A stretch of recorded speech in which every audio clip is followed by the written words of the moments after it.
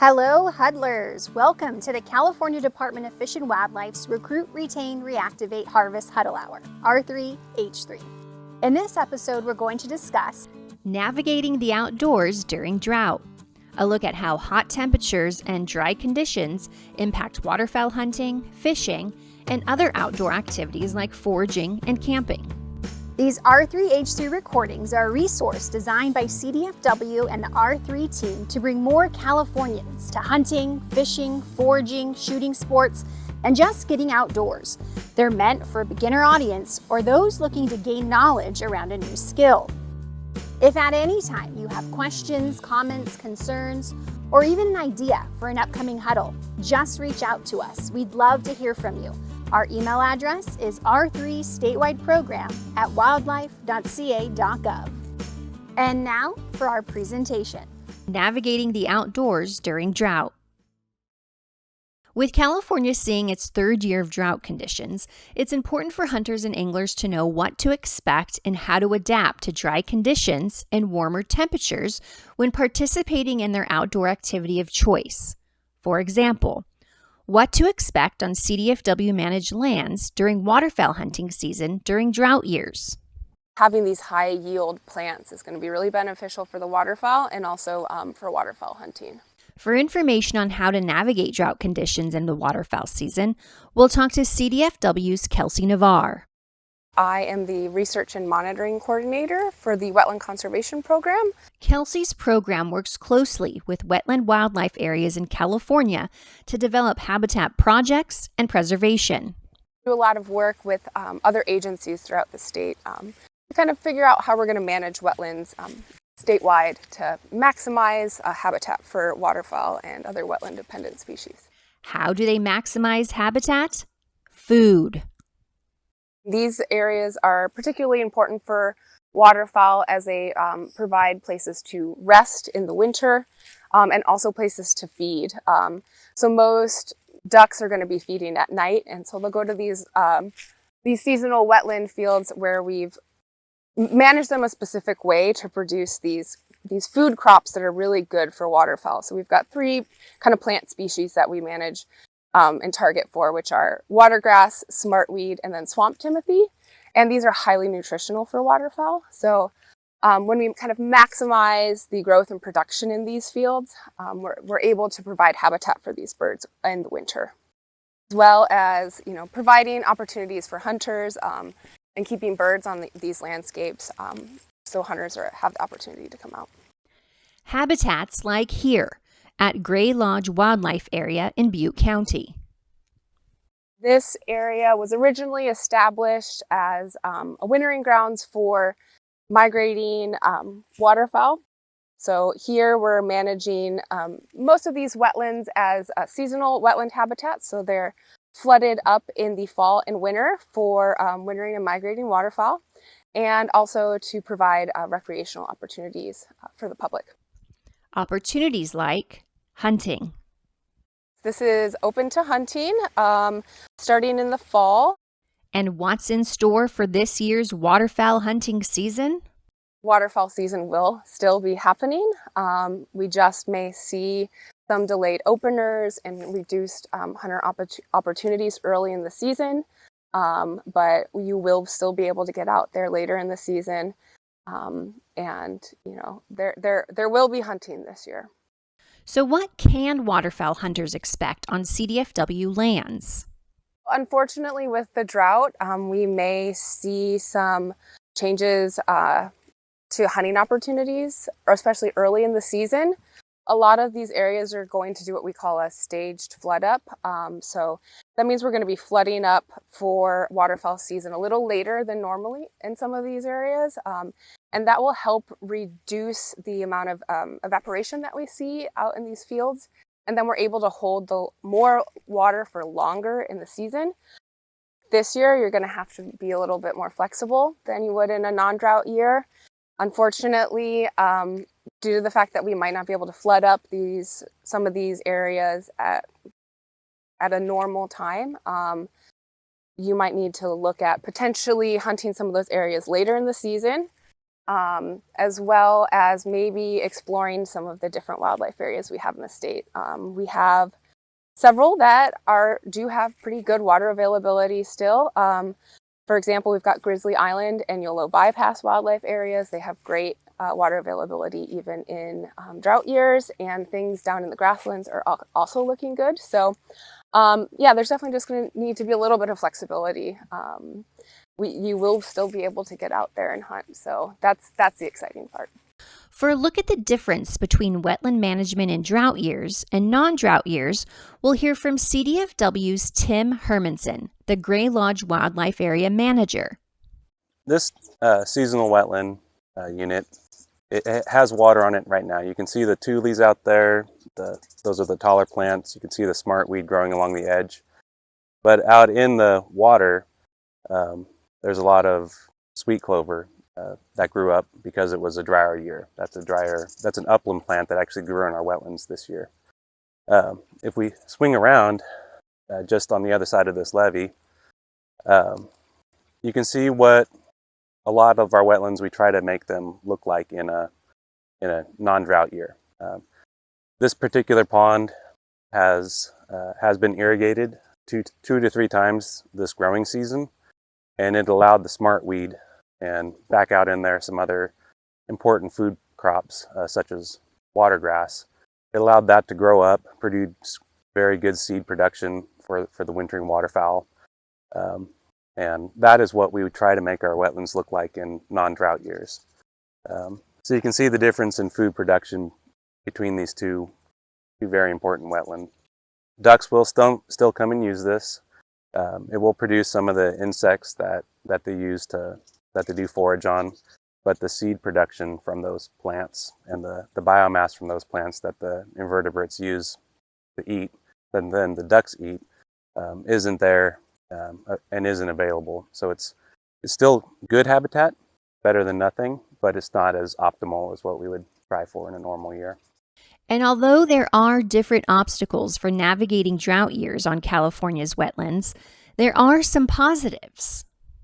Even with all of the downsides of being in a drought year, there are several benefits in that it really tends to dry up the landscape, and we're able to get out there and complete habitat projects and also manage for some undesirable plant species.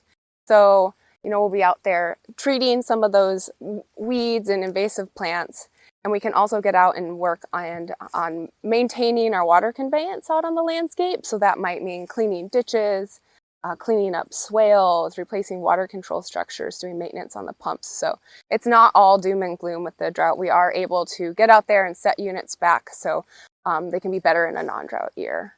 Tim says the department also looks for unique ways to work with neighboring farmers to recycle water.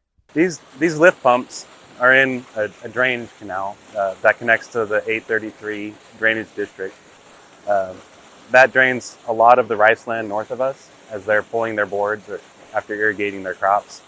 Their water will come down here, and we're able to pick it up out of the drains and use it once again in our wetland fields. So these pumps are very critical and important for us to be able to flood everything out in our closed zone. So this is a good example of what we do in drought years and in non-drought years of recycling water in the valley and putting it back out in the landscape to double its use and double its benefit for the rice growing industry and for our wildlife that depend on these wetlands. Irrigation on these wetlands, Kelsey says, is key for creating that nutrient-rich habitat that attracts waterfowl. So right now we're standing in a watergrass and smartweed field, which was irrigated this year. So this is what we're ideally looking for a lot of our seasonal wetlands. And we can see that here we've got some of these dark seeds from a smartweed plant, and this is what the waterfowl are out here eating in the winter. This is what we're shooting for, and when we can actually irrigate these fields, it increases that seed production in most areas by at least double. However, in areas like the Sacramento Valley, we can see seed production increase tenfold even. So getting an irrigation out on the landscape is super important in a non-drought year, and being able to get some extra, we were able to get some extra funding this past year, which did allow us to irrigate some fields that would not have been irrigated otherwise. So has been very important in terms of increasing seed production in these seasonal wetland units. Now that we've confirmed with Kelsey and Tim that waterfowl season is possible, even in a drought year, and we've learned what type of landscape to expect before we plan our hunts, what happens if things change or worsen after we've already made a hunting reservation? We're going to make every effort to make sure we're not going to be opening applications at areas where it'll be delayed due to the drought. So we just want to stress that to people that we're going to do our best to make sure that doesn't happen. Reservations can get canceled if we have a major flooding event. And in that case, we do not offer refunds, but I want to ensure you that those dollars are going to a good cause. All of the money made on the wildlife area needs to go back to that specific wildlife area. And it's actually at a 3-to-1 match. So for every $1 the wildlife area makes, the federal government gives us $3 extra. So that money is going towards managing these wildlife areas and our conservation efforts there. So it's going to good use. So to conclude, it is possible to have a successful waterfowl hunting harvest during a drought year. Just plan ahead and have some patience with yourself and with others. Hunters should expect that there's going to be quite a few people on the areas in the morning coming out to get out for a day of hunting. So just be prepared for things to be busy and just be patient with that. We do expect things to be pretty busy during the hunting season. We're bringing in some more resources just to ensure that everything is comfortable for hunters out there and that we're prepared for those increased numbers. Stay up to date as to whether or not there's closures on our areas or if we're having delayed openers. Visit our lands closures webpage. That's where you can get the most up-to-date info. From waterfowl hunting in drought conditions, we move into fishing during drought conditions, which brings us to CDFW's Mike Momola. I'm an environmental scientist for the California Department of Fish and Wildlife. Mike is going to talk to us about the department's recommendations for fishing practices during drought conditions. Called hoot owl recommendations. Now, I know what you're thinking. What does a hoot owl have to do with fishing during drought? Well, let Mike explain. So hoot owl recommendations refer to those times of the day when owls can still be heard hooting, so before noon and then after 6. Those are kind of the times of the day when temperatures are cooler and water temperatures might not exceed 67 degrees Fahrenheit. So when waters do exceed 67 degrees Fahrenheit, these hoot owl recommendations go into effect, and that's where we encourage anglers to fish before noon and after 6. Mike says even if you plan to harvest fish rather than catch and release, these recommendations are still important. Totally encourage you to still, fish for harvest, but we do still encourage you to follow these hoot owl guidelines because you may encounter fish that you don't intend on keeping and you may still want to release. According to Mike, these recommendations roll out of the department whenever weather conditions are warm enough to make certain surface water temperatures 67 degrees or higher. So we do a lot of environmental monitoring of very specific bodies of water to determine when that 67 degree surface water threshold will be reached. When it is reached, these hoot owl recommendations go into effect. And that's for specific bodies of water. But just following the general hoot owl guidelines, fishing before noon, fishing after 6, is a good practice across the state. And although there are specific bodies of water that are affected by these recommendations, hoot owl fishing at all times, everywhere, can help protect many species. Especially to our trout, salmon, and steelhead populations. By all of us working together to follow these guidelines, we can preserve these fisheries for when weather conditions are a little more conducive to fishing. Mike says reeling in these and other species in surface waters that are 67 degrees or higher causes more harm to the fish than if water temperatures were cooler. You happen to find where the fish are at, it's generally in the colder water habitat, and by catching them and reeling them in, you're bringing them through warmer temperatures and putting kind of undue stress on them. These recommendations will not only protect certain catch and release species, but you, the angler, as well. We encourage you to fish during these hoot owl guidelines, and that's to not only protect the fish, but to also prevent you from getting overheated. We want to encourage you to, if you go out there fishing, pack extra water or bring a filter. If you're going out there, just stay safe, stay hydrated, stay cool. Again, CDFW encourages you to continue fishing at all your favorite spots for all your favorite species. Just recommends going before noon or after 6 p.m. Anglers can definitely still fish. We encourage you to get out there and fish. We're just asking that you fish before noon and then after 6 p.m. to try to limit the detrimental impacts. According to Mike, the department will continue to monitor surface water temperatures through the summer and hopes things will improve later in the fall. We anticipate these recommendations being lifted as cooler temperatures come in the fall, maybe around October. And finally, a reminder that we're all in this together. By all of us working together, we can work to preserve these fish during these drought conditions. I myself am an angler, and it's important for me to get out there for my own sake to fish and enjoy the outdoors. And by all of us following these hoot owl guidelines, we can make sure that the fish will still be there when the cooler weather arrives in the fall. For more on hoot owl recommendations and fishing regulations at certain bodies of water, visit CDFW's Hoot Owl page. When discussing drought, it's hard not to think of how the lack of water affects California's landscape.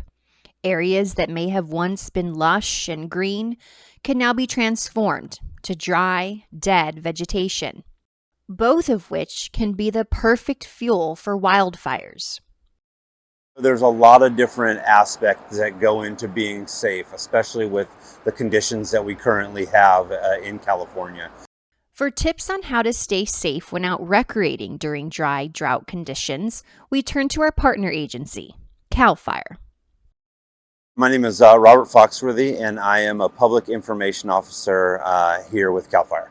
When planning or scouting your hunting, fishing, foraging, or just outdoor trips, there are some things you can do to stay safe regarding your drive to your destination and your vehicle. A well-maintained vehicle is actually a big part of getting to those areas safe. A vehicle that has things dragging, possibly not mechanically sound, throwing out sparks, things like that are actually causes of fires and start fires every year. So that's one big part. Another thing when it comes to vehicles is when you're going to your location is making sure that you stay on the designated roads and don't drive your vehicles into any areas of tall vegetation. A little known fact is the hot exhaust and the parts underneath a vehicle are actually hot enough to spark fires should they come in contact with the vegetation. Also, something to consider if you plan on camping during your hunting, fishing, or outdoor trip is proper permitting and extinguishing of campfires. Campfires are another cause of unintentional fires when folks are out in the woods. There's a lot of different things that go into the fire, and some of the main points that folks should remember. Make sure when you're traveling into an area, always check on those fire restrictions for that area and make sure that there aren't any bans for campfires. Make sure you obtain a campfire permit before you go into the area. And then there's a few tips to use when it comes to actually having and starting that fire. Make sure that your fire is in an area that's clear of vegetation. Make sure you clear around where your fire is going to be located. Sometimes folks will start a fire and there could be grass right up to the edge or vegetation right up to the edge of that fire area, and that's a spot that that fire can actually spread out, starting a wildfire. Another one that folks aren't aware of that sometimes gets overlooked is make sure that there's always adults in attendance. There's times where kids are around, and obviously kids love campfires as well. But make sure that there's an adult in attendance, because sometimes those children playing in and around the fire can actually cause embers and things to come out, starting a fire. Those are a few of the big ones once the fire is burning, but then some of the things to look at are what you do when you leave that area. Make sure that if you're done using that campfire, that you confirm that it is extinguished and cold and out before you leave. And the way we recommend doing that is when you're in that area and you're done with your fire, dump water onto the fire and then actually stir the fire around with some type of tool or stick to make sure that there's no longer heat left in that fire that could reignite should there be any winds or things that come up. And then always go and use your hand. Don't necessarily put it into the burn fire, but put it near the fire to see if there's any heat coming off it and confirm that it's cool before you leave that area. And if you're hunting or fishing and happen to see a fire develop in your vicinity, there's a few places and things you can do to more safely be able to survive or basically ride out that fire. And some of the suggestions that we make are, if you're in an area, move to areas of little or no vegetation. If you can go to near a body of water, go to a beach where there's not grass or material on the ground that can burn.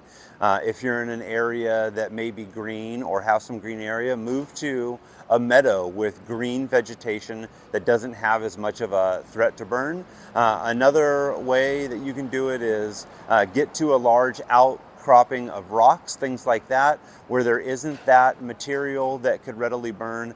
And the biggest thing is not to get overly excited, stay calm, and just wait for that fire activity to lessen to where you can safely leave that area. The other thing also is, if you're in that area and you still do have cell phone service, make sure that you call 911 should you see that smoke out in that area, so the authorities are aware of it, and let them know where you are and that you're out there near that fire should that fire activity pick up and you need to be rescued or taken out.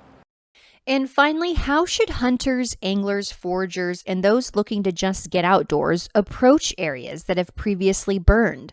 Should they avoid those areas altogether? Or when is it okay to go back?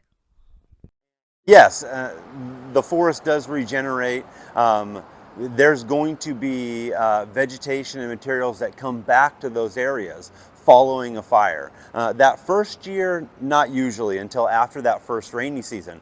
But after that rainy season comes, then we'll usually have a change in that type of vegetation that's there. It may have been brush or timber or forested area before, and then once that fire goes through and then we get that rain, that's when we'll start to see things like grasses, or what we call annual grasses. So basically those grasses that grow each year with the rainy season. So yes, you can go back out into those areas. Make sure you go to those official websites that cover those areas through the state and the county and things like that to confirm that those areas are open for recreating. You wouldn't want to travel all the way out there, then realize that the area is closed and you're not able to recreate in those locations. So to reiterate, before you leave for any outdoor adventure, whether it's hunting, fishing, foraging, camping, hiking, anything, research the areas you intend to visit to be sure they are free from any type of restrictions, whether fire, drought, or even COVID related.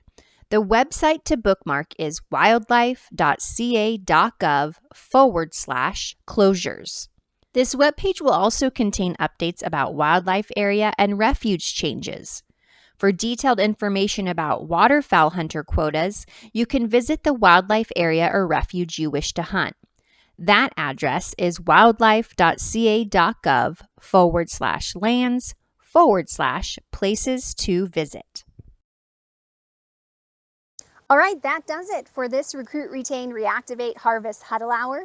If you have questions for any of our presenters, for the R3 team, or for me, feel free to email us. Again, our email address is r3statewideprogram@wildlife.ca.gov. Feel free to also use that email if you have an idea for an upcoming huddle, or if you want to share with us your favorite outdoor photos for our R3 Photo of the Month. Speaking of, this month we have 2 photos of the month.